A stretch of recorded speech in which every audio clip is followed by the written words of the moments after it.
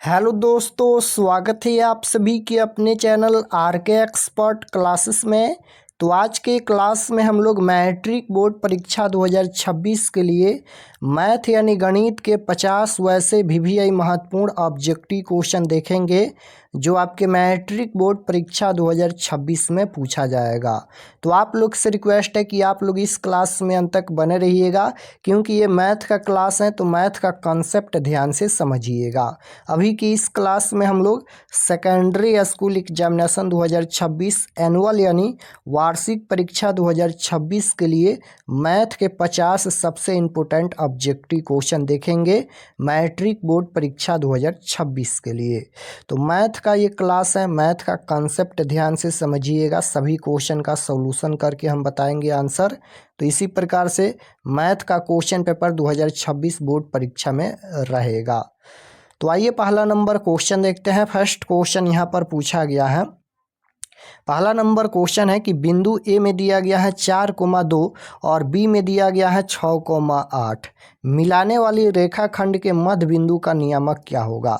यहाँ पर ये दो बिंदु दिया गया है, इसको मिलाने वाली रेखाखंड के मध्य बिंदु का नियामक बताना है। तो सबसे पहले तो आपको मध्य बिंदु का फार्मूला याद होना चाहिए। मध्य बिंदु का फार्मूला क्या होता है, तो x1 प्लस x2/2 होता है, कोमा y1 प्लस y2/2 होता है। ये मध्य बिंदु का फार्मूला होता है। तो x1 के जगह पर 4 दिया गया है, 4 प्लस में यहाँ पर x2 के जगह पर 6 दिया गया है, बट्टा में 2। y1 के जगह पर 2 दिया गया है और प्लस y2 के जगह पर 8 दिया गया है, बट्टा में 2।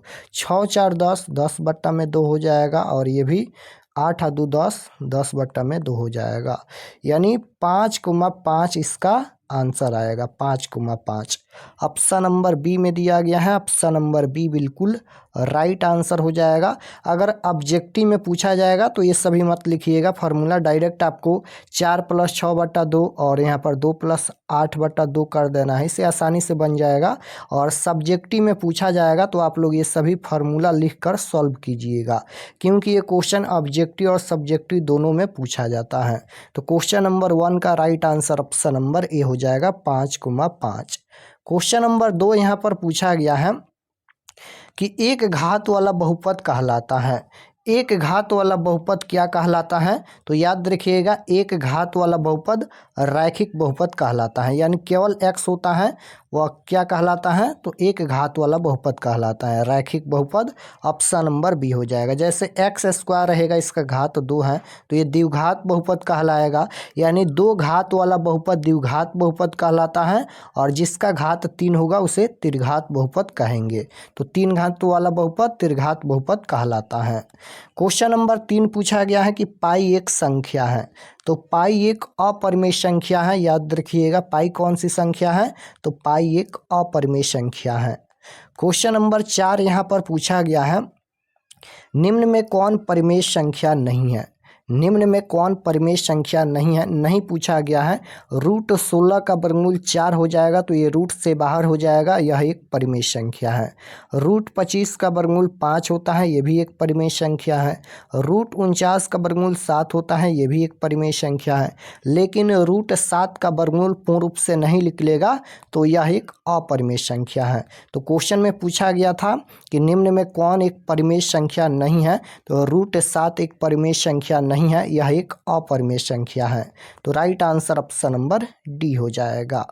क्वेश्चन नंबर 5 पूछा गया है, रैखिक समीकरण का कोई हल नहीं है। अगर रैखिक समीकरण का कोई हल नहीं है तो संगत होगा या असंगत या दोनों या इनमें से कोई नहीं। तो याद रखिएगा, रैखिक समीकरण का कोई हल नहीं है। कोई हल नहीं है यानी जब a1/a2 बराबर होता है b1/b2 लेकिन बराबर नहीं होता है c1/c2 के, तब यहाँ पर कोई हल नहीं होता है। और जिसका कोई हल नहीं होता है वह असंगत होता है। तो right answer option number B हो जाएगा। अगर कोई हल नहीं है तो वह असंगत होगा। अगर एक हल होता है या अनगिनत हल होता है तो वह संगत होगा। क्वेश्चन नंबर 6 नंबर क्वेश्चन है कि बिंदुओं 4 कोमा -1 का दूरी मूल बिंदु से होगा। यहाँ पर मूल बिंदु से दूरी बताना है, तो मूल बिंदु से दूरी पूछा जाएगा तो इसका फार्मूला होता है √x² प्लस में y²। बीच का दूरी नहीं पूछा गया है, यहाँ पर मूल बिंदु से दूरी पूछा गया है, तो √x² प्लस y²। अगर बीच का दूरी पूछा जाएगा तो बीच का दूरी का फार्मूला होता है √x2 - x1² plus y2 - y1²। तो यहाँ पर ये मूल बिंदु से दूरी पूछा गया है, तो इसका फार्मूला यही होता है √x² प्लस y²। फार्मूला आपको याद होना चाहिए क्योंकि लगभग सभी क्वेश्चन फार्मूला पर ही आधारित हैं और परीक्षा में कई क्वेश्चन डायरेक्ट फार्मूला ही पूछ दिया जाता है, तो फार्मूला आपको याद होना चाहिए। तो देखिए यहाँ पर x के जगह पर 4 है तो 4 का स्क्वायर करेंगे तो 16 हो जाएगा, और प्लस में y के जगह पर -1 है। कोई भी संख्या अगर माइनस में रहता है उसका स्क्वायर करेंगे तो वह प्लस में हो जाएगा, तो -1 का स्क्वायर ये +1 हो जाएगा, 16 × 1 = 17, √17 हो जाएगा। ऑप्शन नंबर ए में दिया गया है, ऑप्शन नंबर ए राइट आंसर होगा। क्वेश्चन नंबर 7 पूछा गया है, एक्स अक्ष पर वाई नियामक का मान क्या होगा। एक्स अक्ष पर वाई नियामक का वैल्यू पूछा गया है तो ये 0 होता है, यानी एक्स अक्ष का समीकरण पूछा जाएगा तो y बराबर क्या होता है 0 होता है। y अक्ष का समीकरण पूछा जाएगा तो x बराबर 0 होता है। तो यहाँ पर x अक्ष पर y का वैल्यू पूछा गया है तो y का वैल्यू 0 होता है, राइट आंसर ये होगा। ये भी आप लोग याद रखिएगा कि x अक्ष का समीकरण y बराबर 0 होता है और y अक्ष का समीकरण x बराबर 0 होता है, क्योंकि ये भी क्वेश्चन पूछा जाता है। 8 नंबर क्वेश्चन देखिए पूछा गया है कि सभी वर्ग होते हैं, सभी वर्ग क्या होते हैं, तो सभी वर्ग समरूप होते हैं। राइट आंसर ए हो जाएगा, सभी वर्ग समरूप होते हैं।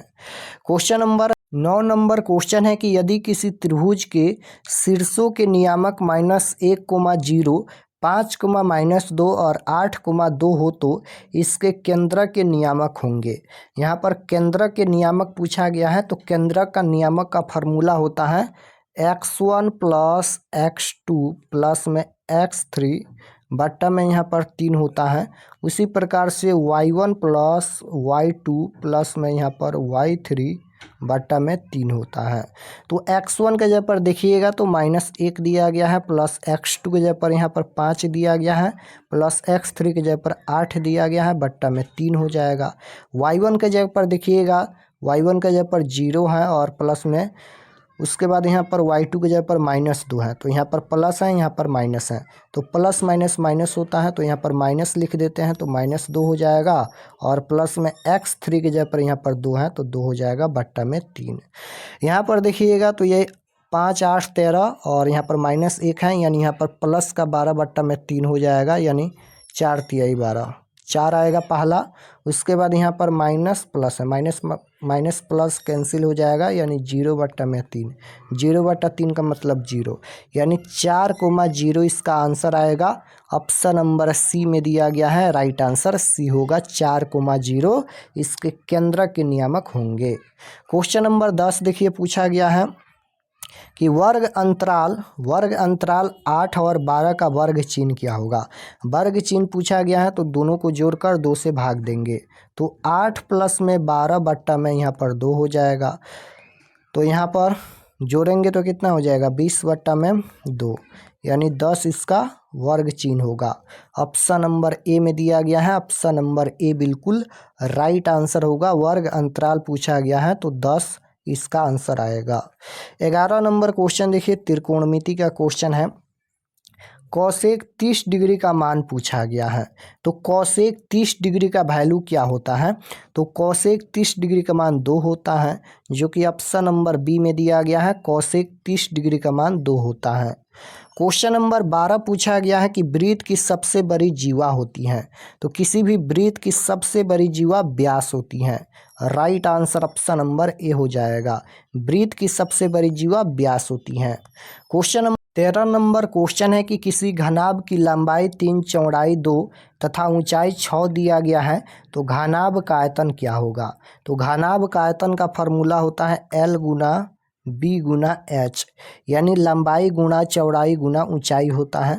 लंबाई के जगह पर यहाँ पर 3 दिया गया है, उसके बाद चौड़ाई के जगह पर 2 है और ऊंचाई के जगह पर 6 है, तो यहाँ पर गुना करेंगे तो 6 दूना 12, 12 36 हो जाएगा, 36 ऑप्शन नंबर सी में दिया गया है, राइट आंसर सी होगा।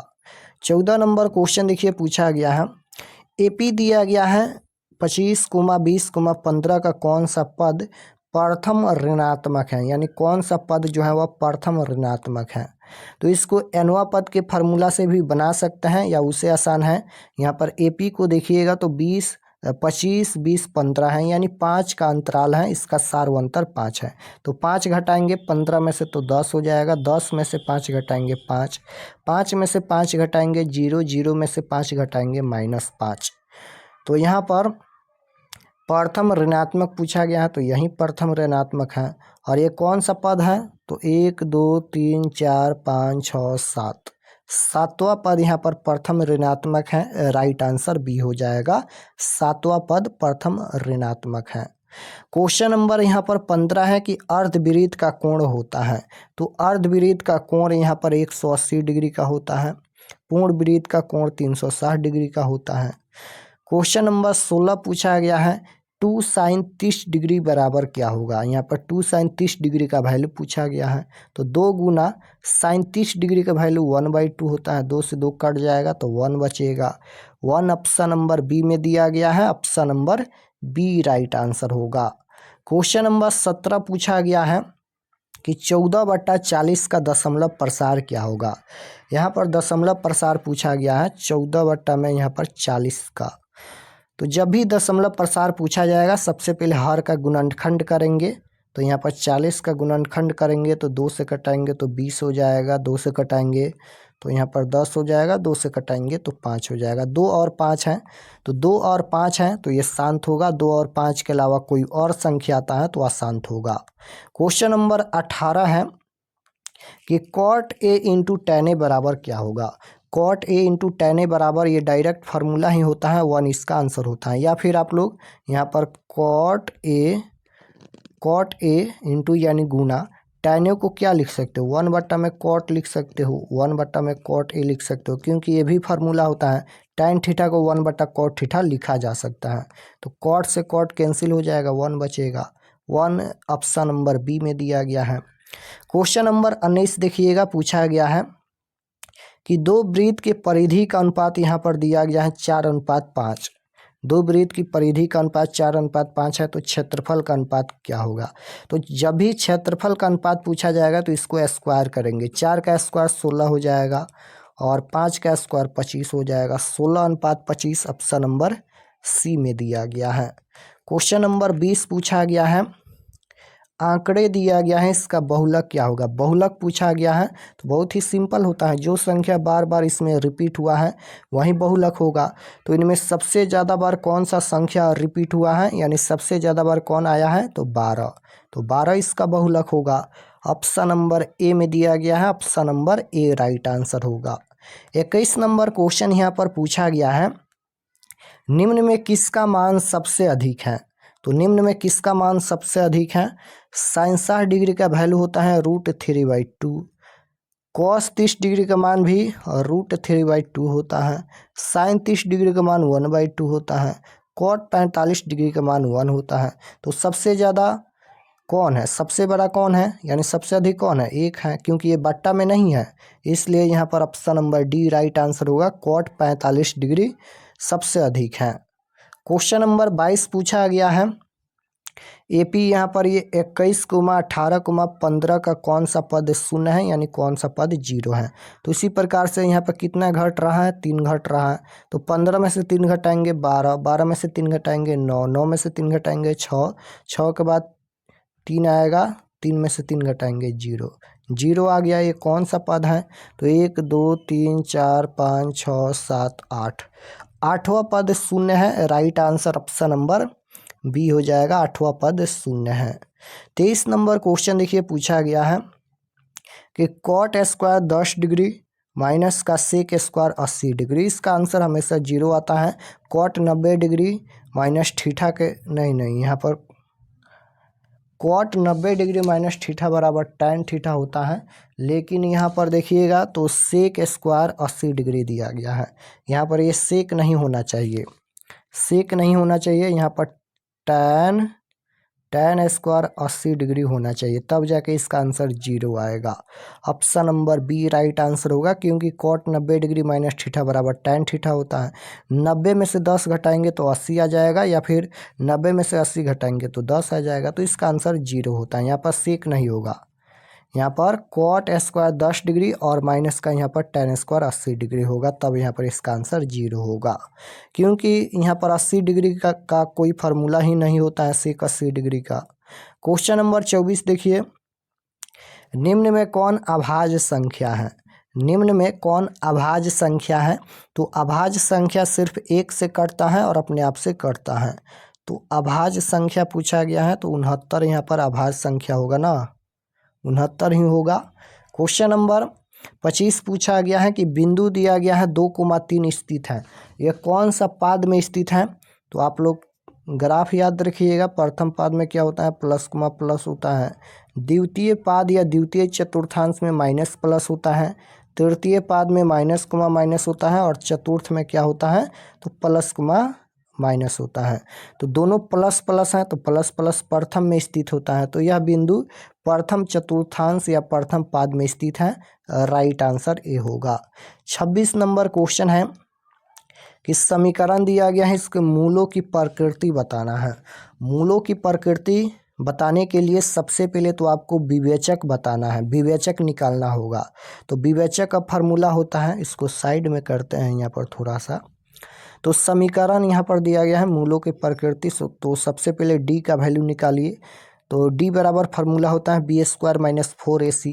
बी के जगह पर यहाँ पर 2 है, 2 का स्क्वायर 4 माइनस 4 गुना ए के जगह पर 1, सी के जगह पर 4 है, तो यहाँ पर हो जाएगा 4 माइनस 4 एकम 4, और यहाँ पर 4 चौका 16, घटाएंगे तो -12 हो जाएगा।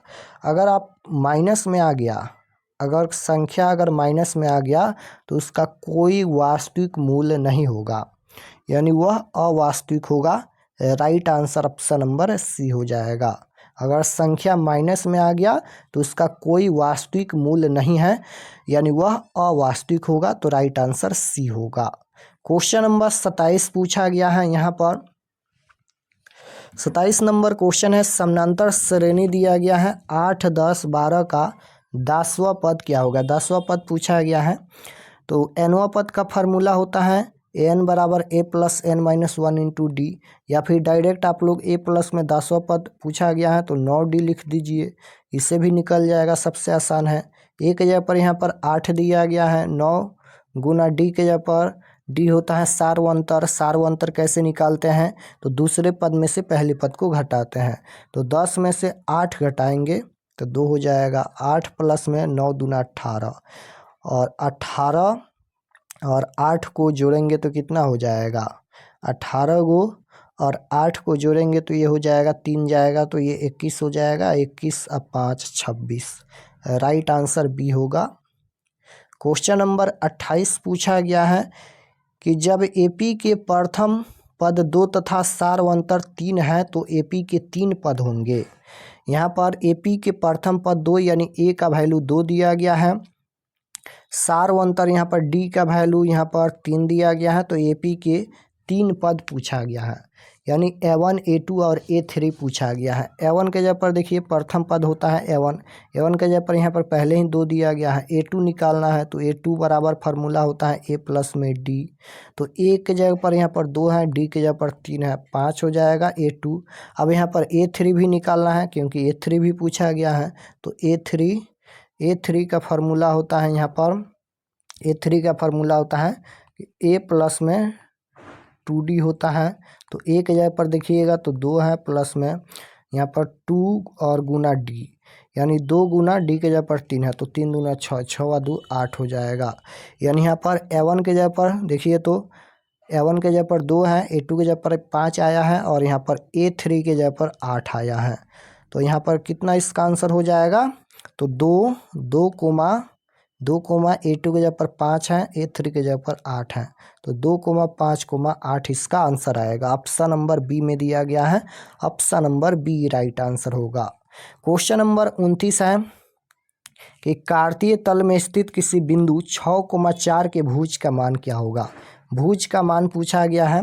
तो पहला एक्स अक्ष के नियामक होता है, दूसरा वाई अक्ष के नियामक होता है। पहला भुज होता है, दूसरा कोटि होता है। भुज पूछा गया है तो पहला यानी 6 इसका आंसर हो जाएगा, option number C right answer हो जाएगा। दूसरा यहाँ पर एक कोटि होता है, कोटि का मान 4 है। क्वेश्चन नंबर 30 पूछा गया है कि दो समरूप त्रिभुज के क्षेत्रफल का अनुपात देखिएगा तो यहाँ पर 64:25 दिया गया है। उसके संगत भुजाओं का अनुपात क्या होगा। संगत भुजाओं का अनुपात जब भी पूछा जाएगा तो इस अनुपात में हम लोग रूट लगा देंगे, तो 64 यहाँ पर 25 हो जाएगा। 64 का वर्गमूल कितना होता है, 8 × 64 8 होता है, 25 का 5 होता है। 8:5 इसका राइट आंसर होगा, ऑप्शन नंबर डी में दिया गया है।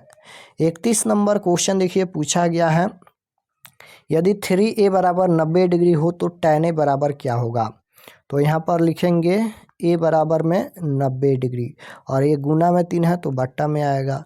तो a का वैल्यू कितना हो जाएगा, 3 × 9 यानी 30 डिग्री। तो tan a का वैल्यू बताना है तो tan a के जगह पर हम लोग 30 डिग्री रख देंगे। तो tan 30 डिग्री का वैल्यू होता है 1/√3, ऑप्शन नंबर सी में दिया गया है। 32 नंबर क्वेश्चन है, रैखिक समीकरण युग्म का आलेख अगर समपाती रेखा हो तो हलों की संख्या कितना हल होगा। अगर समपाती होगा तो समपाती कब होता है, तो जब a1/a2 बराबर होता है b1/b2 और बराबर होता है c1/c2, यानी जब तीनों बराबर होता है तब समपाती होता है। और समपाती का अपरिमित रूप से अनेक हल होता है, यानी अनगिनत हल होगा। तो right answer option number D होगा, इसका अनगिनत हल होगा, अपरिमित रूप से अनगिनत हल होगा। क्वेश्चन नंबर 33 पूछा गया। 33 नंबर क्वेश्चन है कि दिए गए आंकड़े 1,0,5 का माध्य क्या होगा। माध्य पूछा गया है, तो माध्य कैसे निकालते हैं, तो सभी संख्याओं को जोड़कर जितना संख्या है उतना से भाग देते हैं। तो यहाँ पर 1 + में 0 + में 5 बट्टा में यहाँ पर संख्या कितना है, 3 है। तो यहाँ पर 5 × 1 6, 6/3, 3 दूना 6, इसका माध्य कितना होगा, 2 होगा। 2 तो ऑप्शन में नहीं दिया गया है, इसका माध्य बिल्कुल 2 ही होगा। 5 × 1 6, 6/3, 3 दूना 6, इसका माध्य 2 होगा, ऑप्शन में नहीं दिया गया है, इसका आंसर 2 होगा। क्वेश्चन नंबर 34 देखिए पूछा गया है, निम्नलिखित में किसका दशमलव प्रसार शांत है। शांत पूछा गया है, यानी 2 और 5 आना चाहिए, 2 और 5 के अलावा कोई और संख्या नहीं आना चाहिए हर के गुणनखंड में। 15 है, बट्टा में 15 है, इसमें 3 आ जाएगा, ये भी नहीं होगा। 8 यहाँ पर हो जाएगा क्योंकि 8 का गुणनखंड करेंगे तो 4, 2 दूना 4, 2 आता है। अगर केवल 2 2 भी आता है तभी शांत होगा, अगर केवल 5 5 आता है तभी शांत होगा, और 2 और 5 दोनों आता है तभी शांत होगा। लेकिन 2 और 5 के अलावा कोई और संख्या नहीं आना चाहिए।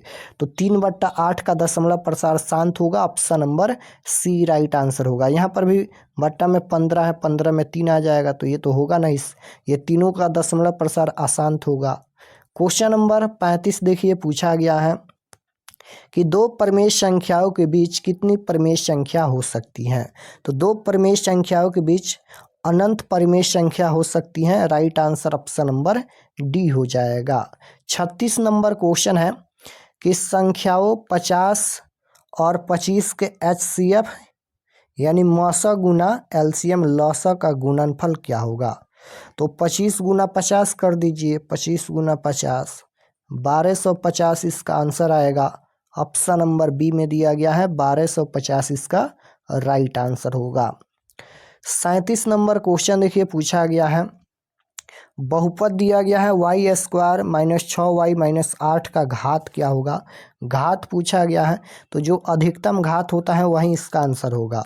अधिकतम घात यहाँ पर y के पावर में 2 है, देख सकते हो, तो अधिकतम घात तो यही है, तो इसका घात 2 होगा, ऑप्शन नंबर ए राइट आंसर होगा। 38 नंबर क्वेश्चन है, बहुपद दिया गया है, इसका शून्यकों का योगफल क्या होगा। शून्यकों का योग पूछा गया है, यानी अल्फा प्लस बीटा का वैल्यू पूछा गया है, इसका फार्मूला होता है -b/a। -b के जगह पर -14 है, तो माइनस माइनस प्लस का 14 हम लिख सकते हैं, और बट्टा में a के जगह पर 5 दिया गया है। शून्यकों का योग माइनस बी बटा ए, माइनस बी के जगह पर यहाँ पर -14 है तो प्लस यहाँ पर माइनस माइनस प्लस हो जाएगा तो प्लस का 14, और ए के जगह पर वाई स्क्वायर के गुणांक में 5 दिया गया है, 14/5। 14/5 भी ऑप्शन में नहीं दिया गया है तो 14/5 इसका आंसर होगा। 39 नंबर क्वेश्चन देखिए, बहुपद दिया गया है x² - 11 का शून्यक। शून्यक पूछा गया है तो x² - 11 बराबर 0 करेंगे। x² बराबर -11 है, इधर आएगा प्लस का 11, स्क्वायर हटेगा तो ये रूट में जाएगा, √11। तो इसका दो शून्यक होगा, एक प्लस का √11 और एक माइनस का √11। ऑप्शन नंबर डी में दिया गया है, एक प्लस का √11 और एक माइनस का √11 इसका शून्यक होगा। क्वेश्चन नंबर 40 देखिए, द्विघात बहुपद दिया गया है, यहाँ पर ये बहुपद है, y² है और प्लस में 3y है और प्लस में यहाँ पर 2 है। तो इसका शून्यकों का योग यानी अल्फा प्लस बीटा का वैल्यू ही पूछा गया है। इसका भी फार्मूला -b/a होता है। -b के जगह पर ये +3 है, प्लस माइनस माइनस होता है तो माइनस का 3। ए के जगह पर y² के गुणांक में कुछ भी नहीं है तो 1 लिख सकते हैं, तो -3/a का मतलब -3 ही होता है। -3 ऑप्शन नंबर डी में दिया गया है, right answer option number D होगा। क्वेश्चन नंबर 41 देखिएगा, पूछा गया है कि निम्नलिखित में से किस द्विघात बहुपद के शून्यकों का योग -4 तथा गुणनफल -5 है। क्या पूछा गया है, द्विघात बहुपद। बहुपद का फार्मूला क्या होता है, x² minus alpha plus beta into में x plus alpha into beta, ये फार्मूला होता है द्विघात बहुपद का। तो यहाँ पर x² है तो x² होगा और माइनस अल्फा प्लस बीटा, शून्यकों का एक फल -4 है तो ये माइनस है और यहाँ पर भी माइनस है। माइनस माइनस ये प्लस का 4 हो जाएगा, माइनस माइनस यहाँ पर हम प्लस लिख देते हैं, प्लस का 4, और यहाँ पर x में गुना करेंगे तो 4x हो जाएगा, और प्लस अल्फा इंटू बीटा का जो पर -5 है तो यहाँ पर प्लस है, यहाँ पर माइनस है, तो यहाँ पर प्लस माइनस माइनस होता है तो माइनस लिख देते हैं, माइनस का यहाँ पर हो जाएगा 5। यही इसका आंसर होगा। कहाँ पर दिया गया है, ऑप्शन नंबर यहाँ पर डी में दिया गया है, राइट आंसर डी होगा, x² + 4x - 5। 42 नंबर क्वेश्चन है कि कौन रेखीय बहुपद व्यंजक है। तो रेखीय जिसका घात 1 है, ऑप्शन नंबर ए में ही दिया गया है। क्वेश्चन नंबर यहाँ पर 43 है, रैखिक समीकरण का घात 1 होता है, राइट आंसर सी होगा। 44 नंबर क्वेश्चन है, समीकरण दिया गया है, रैखिक समीकरण है, इसका निकाय क्या होगा चेक कर लेते हैं। a1/a2 बराबर b1/b2 बराबर c1/c2 के फार्मूला से। a1 के जगह पर 2 है, a2 के जगह पर यहाँ पर a2 के जगह पर 4 है, b1 के जगह पर 3 है, b2 के जगह पर 6 है, c1 के जगह पर 5 है, c2 के जगह पर 9 है। 2 दूना 4, 1/2 बराबर 3 दूना 6, 1/2, ये तो कटेगा नहीं तो 5/9 हो जाएगा। यानी यहाँ पर a1/a2 बराबर है b1/b2, लेकिन यहाँ पर ये बराबर नहीं है c1/c2, तो इसका कोई हल नहीं होगा, और जिसका कोई हल नहीं है वो असंगत होगा, right answer option number A होगा। क्वेश्चन नंबर 45 देखिए, पूछा गया है कि समपाती होगा, के किस मान के लिए रैखिक समीकरण समपाती होगा। समपाती कब होता है, तो जब a1/a2 बराबर b1/b2 बराबर c1/c2, यानी जब तीनों बराबर होता है तब समपाती होता है। तो उसी फार्मूला से हम लोग इसका आंसर निकाल लेंगे, के का वैल्यू।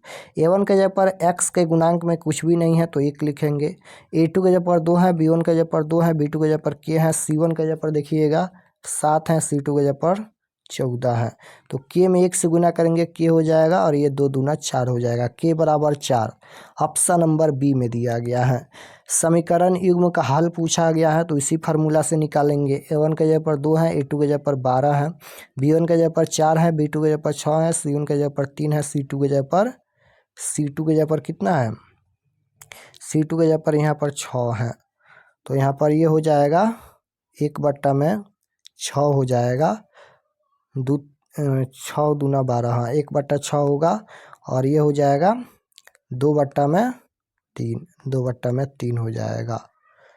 तो यहीं पर ये बराबर नहीं है, यानी a1/a2 बराबर नहीं है b1/b2, तो यहाँ पर इसका एक हल होगा, अद्वितीय हल भी बोलते हैं इसे। 47 नंबर क्वेश्चन देखिए, रैखिक समीकरण के इसका भी हल पूछा गया है। A1 का जगह पर 2, A2 के जगह पर 6, B1 का जगह पर -3, B2 के जगह पर -9, C1 के जगह पर 2 है, C2 के जगह पर 5 है। तो 2/6 यहाँ पर काट देते हैं, 2 तिहाई 6, 1/3 हो जाएगा, ये माइनस माइनस ये भी प्लस हो जाएगा, 3 तिहाई 9, 1/3, 2/5 ये तो कटेगा नहीं, तो यहाँ पर ये बराबर नहीं है, तो इसका कोई हल नहीं होगा और यह असंगत होगा। तो राइट आंसर भी हो जाएगा कोई हल नहीं। क्वेश्चन नंबर 48 देखिए, के किस मान के लिए समीकरण का एक अद्वितीय हल होगा। अद्वितीय हल होगा, अद्वितीय हल यानी जिसे एक हल भी बोलते हैं। अद्वितीय हल कब होता है, तो जब A1/A2 बराबर नहीं होता है B1/B2, तब ये अद्वितीय हल होता है, यानी एक हल होता है। A1 के जगह पर देखिएगा k दिया गया है, A2 के जगह पर 3 दिया गया है, B1 के जगह पर 2 है, B2 के जगह पर यहाँ पर y के गुणांक में कुछ भी नहीं है तो 1 लिखेंगे। k में 1 से गुना करेंगे तो k हो जाएगा और ये बराबर नहीं होगा, यहाँ पर 3 दूना 6, k बराबर नहीं होगा 6, ऑप्शन नंबर बी में दिया गया है, k बराबर नहीं है 6 के। 49 नंबर क्वेश्चन देखिए, पूछा गया है कि y-4 बराबर 0 का आलेख कैसी सरल रेखा होगी। तो यहाँ पर y का वैल्यू दिया गया है, तो ये x अक्ष के समानांतर होगा, right answer option number A होगा। 50 नंबर क्वेश्चन देखिए, आज का ये लास्ट क्वेश्चन है। क्वेश्चन पूछा गया है कि 1/√3, ये 1/√3 है, ये किसके बराबर है, किसके बराबर है, तो tan 60 डिग्री का मान √3 होता है, तो गलत है। cot 45 डिग्री का मान 1 होता है, cos 30 डिग्री का मान होता है √3/2, tan 30 डिग्री का मान 1/√3 होता है। तो right answer option number D हो जाएगा। यहाँ पर इसका आंसर क्या होगा, डी होगा। tan 30 डिग्री बराबर होता है 1/√3, तो राइट आंसर डी होगा। तो यहाँ पर हम लोग अभी की इस क्लास में मैथ के 50 सबसे महत्वपूर्ण इम्पोर्टेंट ऑब्जेक्टिव क्वेश्चन देखे हैं। सभी क्वेश्चन हम कंसेप्ट के साथ सॉल्यूशन के साथ बताए हैं। तो आप लोग ये सभी क्वेश्चन का प्रैक्टिस कीजिएगा, 100% ये सभी क्वेश्चन आपके फाइनल परीक्षा में पूछा जाएगा।